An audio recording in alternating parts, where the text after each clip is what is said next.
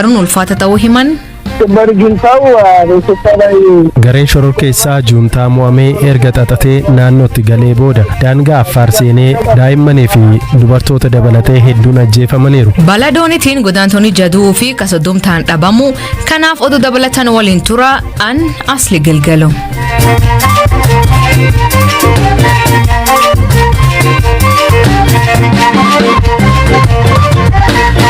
Dhaggeeffattoonni oduutiin jalqabaanii mootummaan US waraanni bifa haaraan naannolee Afaarii fi Tigraay jidduu deemaa jiru akka siyaadessu ibse.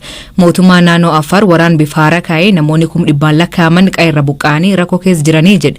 Mootummaan federaalaa immoo raayyaan ittisa biyyaa tarkaanfii qorannoon geggeeffame deeggaramee akka fudhatuu fi tarkaanfii kaa'e. Hamza Hussein gabaas qaba. Mootummaan naannoo Affaar weerara humnoonni TPLF daangaa ce'uun bifa haaraan raawwataniin namoonni 100,000 lakkaa'aman qe'ee buqqa'uuf bu'uuraaleen misoomaa fi manneen amantii haleelamuu hime. Hoogganaan waajjira sodaa balaa naannoo Affaar obbo Mohammad Hussein aanaalee 6 weerara TPLF jala jiran keessatti namoota qe'ee buqqa'anii rakkoo keessa jiran gargaaruuf illee rakkanneerra jiran.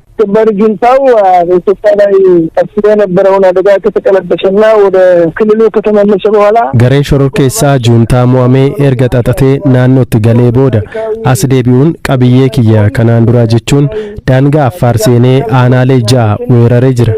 Sababa kanaan namoonni 100,000 lakkaa'aman qe'ee buqqa'aniiru. Daa'immanii fi dubartoota dabalatee hedduun ajjeefamaniiru. Aanaalee akka Magaalee, Aba'aalaa, Barhalee, Kunaabaa fi Errabtii keessatti namootni 300,000 caalan qe'ee buqqa'aniiru. Kanaan dura namoonni 400,000 caalan buqqa'aniiru. Walumaa galatti waraana kanaan namootni 700,000 caalan buqqa'aniiru jechuudha. Dhaabbileen mootummaa fi fayyaa hedduun saamamaniiru, barbadaa'aniiru. Manneen barnootaa, misoomawwan bu'uuraa fi masjiidota meeshaalee waraanaa gurguddoodhaan haleelaniiru. Buqqaatonni bakkaa bakkatti faffaca'anii jiru. Maatiin gargar faca'eera. Bakkeewwan namoonni irraa buqqa'an kunneen to'annoo hidhattoota TPLF jala waan jiraniif gargaarsa gochuuf illee rakkanneerra. Gareen kun daandiiwwan aanaalee kunneen gidduu galaan wal qunnamsiisan waan barbadeesseef namoota rakkataniif qaqqabuun hin danda'amne. Mootummaan naannoo Affaar humnoonni TPLF naannocha bifa haaraan weeraraa jiraachuutti yaaddoo qabu ibsee mootummaan federaalaa callisuu akka hin qabne gaafateera. Dhaabbati biyyoota gamtoomanii naannoo Tigraay fi naannolee biroo wal daangessan hedduu keessatti waraanni jiraachuu fi haalli waraana kaaba Itoophiyaa tilmaamuuf haala nama rakkisuurra jiraachuu ibse. Dhaabbatichatti waajjirri qindeessaa gargaarsa namoomaa Oochaan lixa Tigraay daangaa naannolee Amaaraa fi Tigraay naannoo Affaar Gondor kaabaa Waagimiraa fi Walloo kaabaatti waraanna deemaa jiraachuu himeera.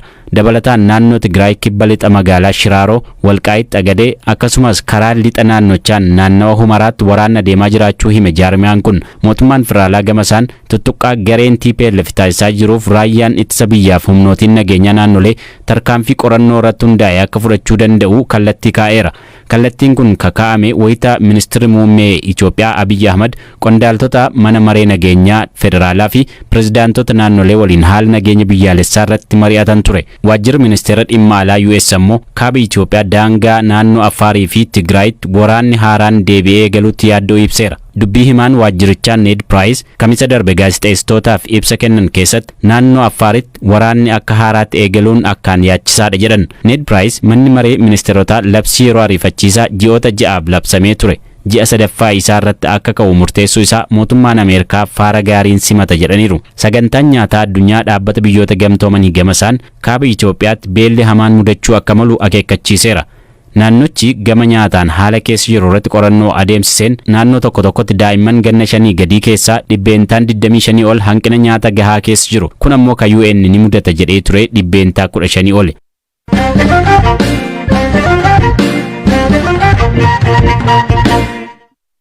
Waancaan Afrikaa barkanaa Kameruunitti gaggeeffamaa jiru amma xumura deemaa jira. Biyyoonni achitti hafan yookiin gareen hafan 8 qofa. Waancaa kan keessattuu maaltu deemaa jira? Wanti gugurdoon raawwatan maalifaa? Wanti gaddisiisoo ta'an maalfaa? Haasa'uu fi Waylikii Zalaalem Taaddasaa biraatti argama. Zaloo menu beeksisi waancaa kan keessatti wanti gugurdoon ammaatti argin maalfaa? Tole Asilee galatoomii waancaa Afrikaa kan Kaameruun qopheessite kanarratti wantoota gurguddoon hin eegamne mudatanii jiru. San dura garee 8 amma dhaqqaban keessaati boru Gaambiyaan qopheessituu waancaa Afrikaa kan taate Kaameruun waliin ni taphatti.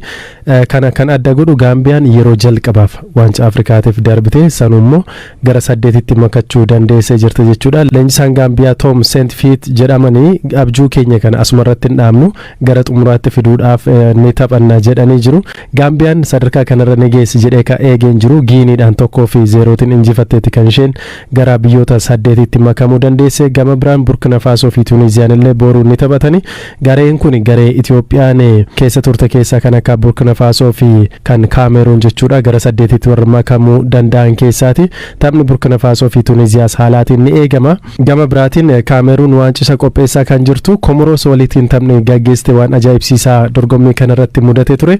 Kaameruun 2-1 taphicha injifattu malee leenjisaan Komoros ammallee mo'amuu keenya amanneen fudhannee akka injifannetti ilaalla jedhanii jiru. Komoros uummata miliyoona 1 gadidha kan isheen qabdu asili. Garuu sadarkaa kanarra ga'u jedhamee tasuma kan hin eegamnee fi waancaa kanaafis dhaqqabanii kan hin beekne ture. Dhugaan keetii zaloo ammallee Komoros kan reegan isaanii covidiin qabame ture namni biraa taphatee fi meeqaan nu beesis maaltu raawwate? Taphattoota Komoros keessaati karra eegaa dabalatee taphattoota ciccimoon jedhaman koronaa vaayirasiin qabamanii leenjisaan isaanii illee qabame tapha sanarratti hin argamne. Kanarraati kan ka'e taphataa sarara ittisaarra taphatutu karra eegaa ta'ee gara dirreetti seene. Taphni kun akka jalqabeen dursaa taphattoota garee Komoros kan ta'e kaardii diimaan dirree keessaatii ba'e. Wantoonni kun hundi isaan mudate 2-1 qofa kan isaan Kaameruun garee cimaa fi akkasumas biyya isheetti kan taphataa jirtuutiin kan isaan dorgoman jechuudha. Taphichi haala kanaatiin kan inni xumuramuu danda'e kun waan ajaa'ibsiisaa dorgommii kanarratti mudatedha. Gama biraatiin dilbata dhufummoo akkasumas Senegaalii fi Ikwaatooriyaal Giiniin ni taphatu jechuudha. Waancaa Afrikaa kana yeroo 7 injifachuun kan beekamtu Ijipti ammoo Morookoo waliitiin ni taphatti. Ammas tilmaama guddaa argattee jirti xumuraaf ga'uu dandeessi jedhame. Biyyoonni gurguddoon asiin dur tapha waancaa Afrikaatiin beekaman Aljeeriyaa, Gaanaa fa'aan tapha kan keessa baafamanii jiranii mee kanirraa nuuf ibsi. Asilee akkuma jettee tapha biyyoonni waancaa kanarratti injifatu jedhamanii eegaman kan akka Naayijeeriyaa, Aljeeriyaa akkasumas Gaanaa, Maalii garee kana keessaati jechuudha osoo hin eegamin kan bahanidha. Haa ta'u malee biyyoonni gurguddoon dorgommii kana keessa sadarkaa kanatti bahanis jalqaba dorgommicha keessaa kufuu ishee kan barte Itoophiyaa ture. Itoophiyaan immoo waancaa Afrikaa kana qopheessuutiin biyya jalqaba irratti maqaan ishee ka'udha jechuudha. Garuu sadarkaa kanarra geessee hin beektu. Gama biraatiin oduu gaddisiisaan tokko tapha Komorosii fi Kaameruun taphatan irratti istaadiyeemii Pool Biyyaa jedhamu kan taphicha irratti gaggeeffame irratti namni wal dhiibuutiin lubbuun namoota 6 yoo xiqqaate darbee ture. Taatee gaddisiisaa achitti mudate keessaa kun kan eera. Ulfaadhu Zalaalem.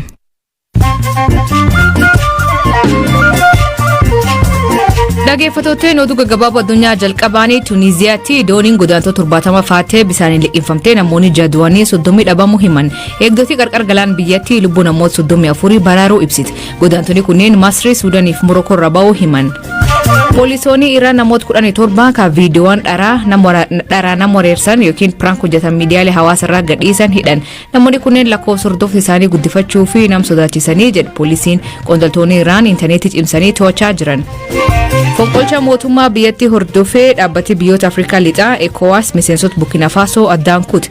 Dhaabbati biyyoota 15 of keessa qabu kun eegi pireezidantiin Burkina Faso aangorraa kaafame waraan biyyattii qeeqaa ture. Asiin dura fonqolcha mootummaa geggeeffameen miseensonni isaanii maaliif Giinii ugurte turte.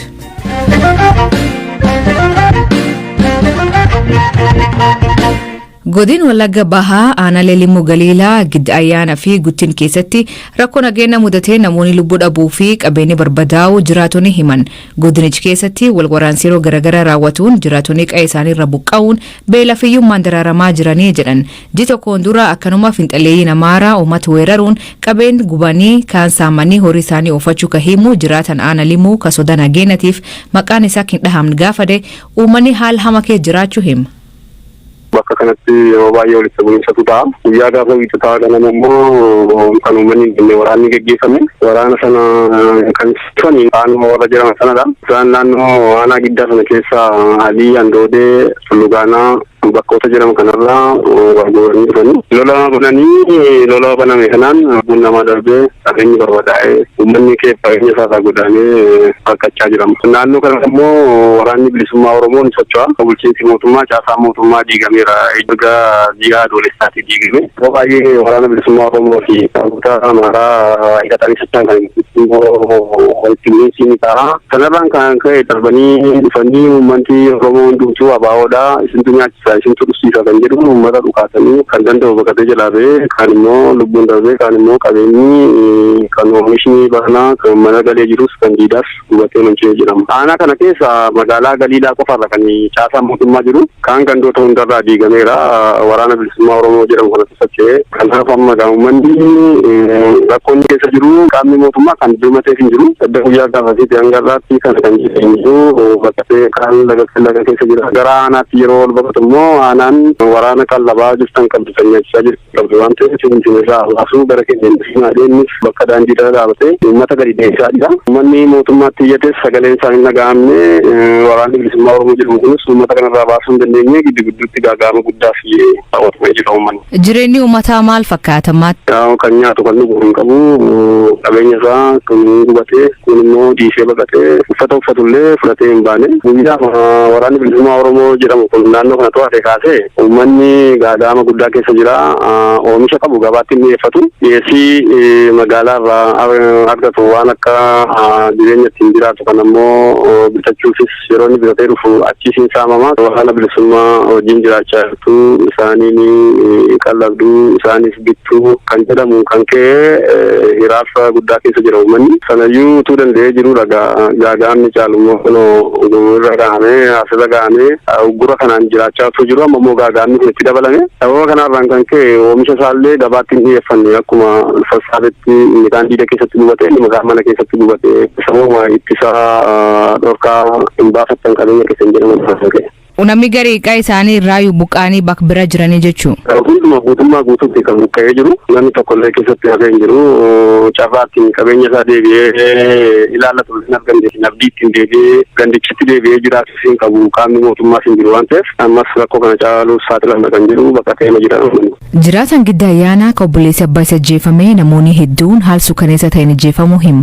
Haalli itti ajjeefame akkanaan hima. Bogoota Yoosimaa obboleessa abbaa kooti. Abbaan koo gadda taa'aa jira kun ammayyuu. Bakka mana jireenyaa isaatti bakki kan dhufee ajjeese hidhattoota saba Amaaraati. Naannoo warra jedhamu. Yeroo dhiyoo asitti bakka biraarraa hidhatanii gara Goojjamitti dhiyaata naannoon kun. Kara sana dhufanii isaantu nu harka ajjeese. Rasaasaan dhukaasanii ajjeesan. Bogoota Yoosimaa nama hojjetaa mootummaa ture lafa qonnaa bal'aa qaba waan ta'eef abbaan isaa qotisatti nama qabeenyaa guddaa qabudha. Haadha isaa mana keessa gubatennaan haadha isaa barbaacha dhaqennaan achi ajjeesan. Salee namichi kuni nama hidhatee nama lolu miti nama qabeenya nama saamuu dhaqee miti dallaa isaa keessatti du'e. Sareeti nyaatee abiddaan guban namoota hedduudhaan gubate aanaa limmuu jala aanaa limmuu aanaa giddaa jala. Rakkoon kun yeroo dheeraa ta'eera. Rakkoon kun kanarra jalqabee miti namoonni du'uu hin ajjeefamuu hin buqqa'u mana isaaniirraa qabeenya isaaniirraa hin du'u. Mootummaan haa hin jedhu naannoo isaanirraa namni gadi ba'ee kana abbaa kanaa jedhee namni nama gaafatu hin jiru. Gaafa dhaqatanii gaafatamu dhattee shaniin isinirraa baastuu shanii gaafadhaa jedha mootummaan. Namni qabeenya aanaa limmuu aanaa giddaa kana barbadaa'ee baheera namni aanaa keessumaatti naannoo fiitu bakkoo bakka jedhamu nuunamoo namoota achitti dhalatee guddate barbadaa'ee ka'eera waa tokkoyyuu achi hin jiru qabeenyaan hin jiru qabeenya waggaa 70 waggaa 60 barbadaa'ee namoonni baay'een du'anii warri kaan immoo abiddaan gubamanii warri kaan immoo saree nyaatu. Goota Yoosimaa kunoo hamma kana kan gaafa facaasaa isheen baddee iddoo isheen buute dhabnee har'a barbaannee kunoo makaraa meeqaan nanneefuu laga keessaa argamtee reefuu dhufu. Nagaa uummata eeguu fi mootummaan maal hojjechaa jira gaafachuu fi bulchaa godinichaa obbo Lamaayyoof bilbilee achi hin jiru isanii dubbachuu hin danda'u nuun jedhu. Gamnaan Oromiyaa irraa itti gaafatama bulchiinsaa fi nageenyaan Oromiyaa obbo Shaafiif bilbilee nu jala hin kaafne. Dhaggeeffattootni sagantaan irraa ganumaan waliin turuu keessaniif ulfaadha isaniin jenna mammaansi galgala kana mani malii jaaree indiigam hiikan isa maani kooment keessan nu beeksisa sagantaa kan qopheesse Hamza Hussein gam teknikaatiin Oscar Bunga keessaniif dhiyees an asli galgalooti aktor baan dhufuu saatti akkana nagaa ahee bulaa oraa bulaa deebana angafamaan dhan bula.